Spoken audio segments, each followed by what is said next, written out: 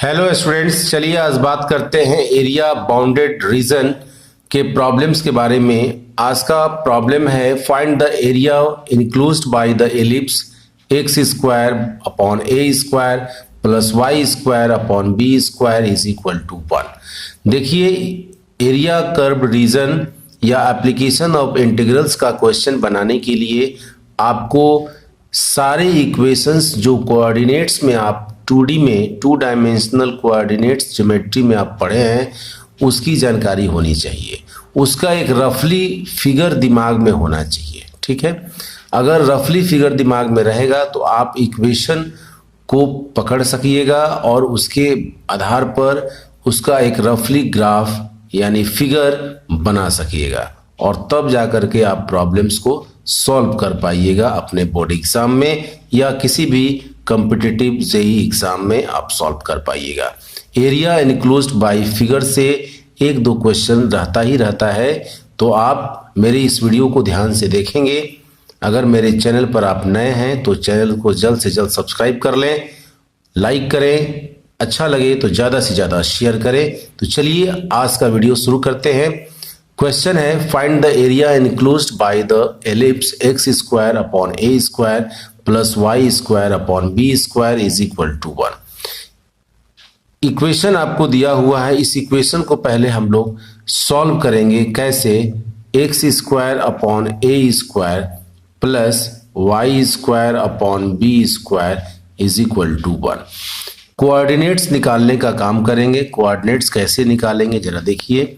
When x is equal to 0, x is equal to 0, then y square is equal to b square होगा और y is equal to plus minus b हो जाएगा। ठीक है, when y is equal to 0, then x square is equal to a square बचेगा, यानी ये portion 0 हो जाएगा।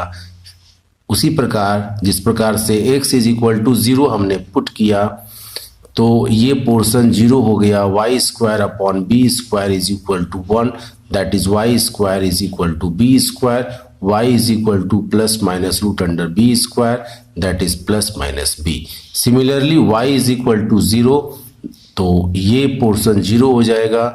X square upon a square is equal to 1, x square is equal to a square, x is equal to root under a square plus minus के साथ, यानी x is equal to आपका आ गया प्लस माइनस ए।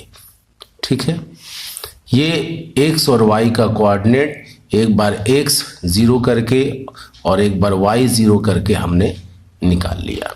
चलिए, ये ellipse का equation है। एक फिगर बनाते हैं एलिप्स का, ध्यान देंगे।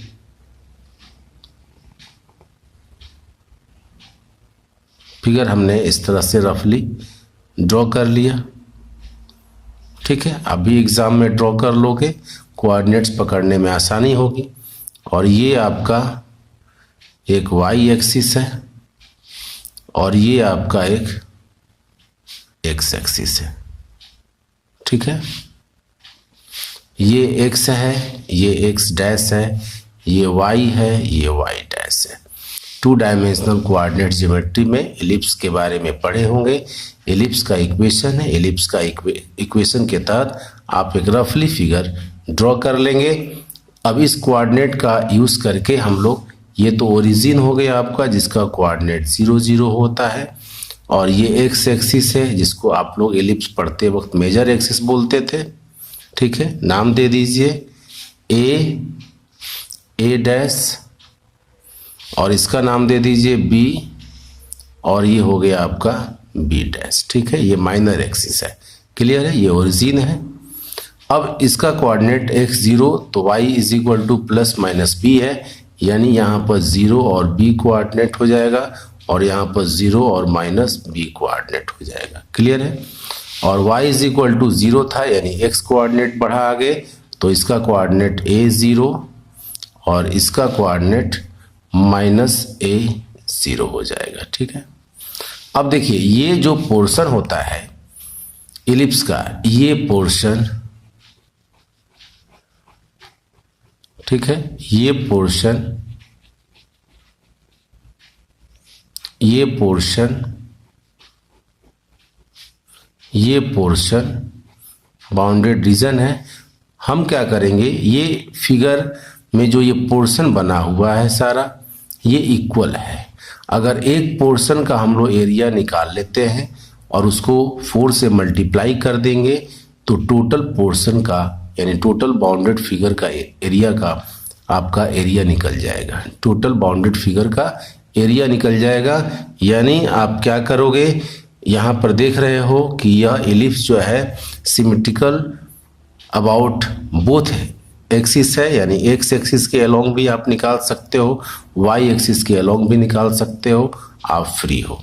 एक पोर्शन यहाँ लेते हैं यानी एक्स एक्सिस पे, ठीक है, ले लिया हमने, और ये आपका dx हो गया। यानी आपको dx के अलोंग इसका एरिया निकालना है। क्लियर है? ऐसे क्लियर है? चलिए काम करते हैं। अब जब dx पर निकालना है तो y इज इक्वल टू निकालना पड़ेगा इक्वेशन के तहत। निकालिए। आपका इक्वेशन है एलिप्स का, सिंस फिर से लिख लेंगे x square upon a square plus y square upon b square is equal to 1। आप क्या करोगे, y square upon b square is equal to 1 minus x square upon a square. Solve करोगे तो a square minus x square upon a square. Clear है? यहाँ से y square निकालोगे तो b square upon a square, और यहाँ से into a square minus x square आ जाएगा, और केवल y निकालोगे तो रूट हो जाएगा, यानी B square upon a square, और ये हो जाएगा a square minus x square. ठीक है, प्लस माइनस के साथ, और B square upon a square है तो आप क्या करोगे, ये b बाई ए निकाल लोगे बाहर, प्लस माइनस, और रूट अंडर बच जाएगा a square minus x square. Clear है? y का वैल्यू आपने निकाल लिया। अब चलिए y इसमें टेकन करेंगे, फर्स्ट क्वाड्रेंट में ले रहे हैं तो पॉजिटिव लेंगे। ठीक है, यानी पॉजिटिव वैल्यू लेकर के हम लोग क्या करेंगे, सॉल्व करेंगे। क्लियर है? फर्स्ट क्वाड्रेंट में हम ले रहे हैं तो पॉजिटिव वैल्यू लेकर के इसको हम लोग क्या करेंगे, सॉल्व करेंगे। कैसे सॉल्व करेंगे, तो एरिया नाम भी दे सकते हो, आप नाम दे सकते हो, मतलब ए ओ बी, ए का एरिया पहले हम लोग निकाल रहे हैं तो यहाँ लिख देंगे एरिया बाउंडेड रीजन, ठीक है, ए ओ बी ए क्या हो जाएगा, y dx, और इंटीग्रेशन ले लेंगे यहाँ से 0 to a। क्लियर है? 0 to a। ठीक है, ध्यान देंगे। अब y का वैल्यू रख देंगे यहाँ पर, प्लस में पॉजिटिव रखना है वैल्यू, तो ये हो जाएगा b by a root under a square minus x square, ये हो गया dx, और ये हो गया 0 to a। क्लियर है? लिमिट दे दिए। ठीक है, अब आइए यहाँ से b बाई ए कॉन्स्टेंट है, b बाई ए हम लोग बाहर कर लेंगे। अभी भी डायरेक्ट यहाँ से 4 मल्टीप्लाई कर सकते हैं, यहाँ पर डायरेक्ट सबका निकल जाएगा। ठीक है, टोटल एरिया निकल जाएगा यहाँ से, टोटल बाउंडेड एरिया। ठीक है, टोटल फिगर का एरिया निकल जाएगा 4 से अगर मल्टीप्लाई कर देंगे तो। यहाँ भी 4 लिख सकते हैं आप डायरेक्ट, नहीं तो बाद में भी लिख सकते थे आप, कोई दिक्कत नहीं है। तो यहाँ 4 लिख दीजिए, यानी 4 b बाई ए हो जाएगा। क्लियर है? अब ये इंटीग्रेशन हो गया आपका 0 to a root under a square minus x square dx। ध्यान देंगे, एक पोर्शन का निकाल रहे हैं, एक पोर्शन का निकालने के बाद लास्ट में फाइनली एरिया जब निकालिएगा तो 4 से मल्टीप्लाई कर सकते हैं, और नहीं तो टोटल एरिया निकालने के लिए एक पोर्शन के साथ 4 से मल्टीप्लाई कर दे, यहीं पर कोई दिक्कत नहीं है। इस तरह से भी आप बना सकते हैं। तो हमने यहाँ पर 4 से मल्टीप्लाई कर दिया, ठीक है। अब चलिए, इसका फार्मूला आपके दिमाग में होना चाहिए। इसका फार्मूला क्या होता है? तो ये हो जाएगा 4b अपॉन a। इसका फार्मूला होता है x by 2 root under a square minus x square plus a square upon 2 sine inverse x by a। ये फार्मूला हमने लिख दिया, मतलब ये इंटीग्रेशन का इसका फार्मूला होता है। Root under a square minus x square dx का इंटीग्रेशन का फार्मूला ये होता है, हमने लिख दिया। और ये lower limit 0, upper limit a। अब एक बार अपर लिमिट रखेंगे माइनस लोअर लिमिट रखेंगे। चलिए रखिए 4b upon a, upper limit रखेंगे तो ये पोर्शन 0 हो जाएगा। देखिए यहाँ a square minus a square 0, clear है। तो ये पोर्शन 0 हो जाएगा और ये x है, ये आपका x है। यहाँ a by a that is 1, यानी आपका ये तो 0 हो जाएगा प्लस a स्क्वायर अपॉन 2 और ये हो जाएगा sine inverse a by a और माइनस ये 0 रखेंगे तो होल पोर्शन क्या हो जाएगा? 0 हो जाएगा, ठीक है। अब क्या करोगे आप? ये 4b बाई a, ठीक है, ये तो 0 है, खत्म हो गया।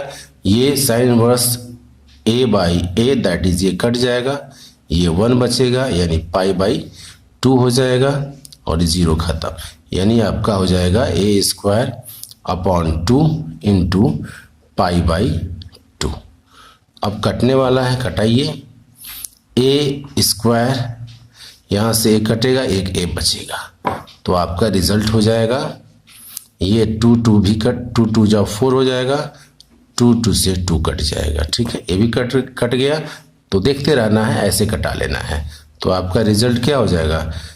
पाई ए बी बचा केवल, ठीक है, पाई ए बी, क्लियर। ये आपका आंसर हो गया, पाई ए बी। आप एरिया निकाल रहे हैं, स्क्वायर यूनिट्स भी लिख सकते हैं, नहीं भी लिख सकते हैं। ये आंसर आपका कंप्लीट बनके तैयार हो गया। तो ये एरिया कर्व रीजन का इम्पॉर्टेंट क्वेश्चन है। सबसे बड़ी बात है कि आप इस क्वेश्चन के ज़रिए अदर क्वेश्चन को समझने का प्रयास कर सकेंगे, समझने में आपको आसानी होगी और आप अपने बोर्ड एग्ज़ाम में इस तरह के पूछे गए क्वेश्चन को सॉल्व कर पाएंगे। ये बोर्ड मॉडल क्वेश्चन है, बहुत ही इम्पॉर्टेंट क्वेश्चन है। इस क्वेश्चन का प्रैक्टिस करेंगे ताकि और भी अदर क्वेश्चन को समझने में आपको आसानी होगी। कैसे एरिया बाउंडेड बाय रीजन का क्वेश्चन बनाया जाता है। इस तरह के क्वेश्चन के साथ फिर मिलेंगे नेक्स्ट वीडियो में। तब तक के लिए जय हिंद, वंदे मातरम।